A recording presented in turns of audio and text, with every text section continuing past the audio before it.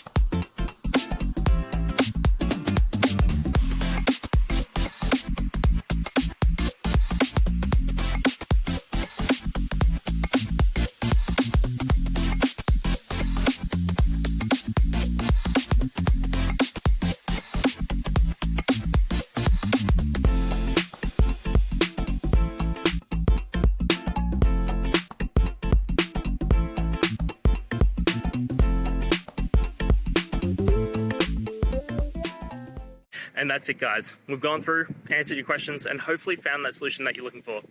If we did, please hit subscribe. I'd really appreciate it. And until the next time you need technical help, I hope you have a good one.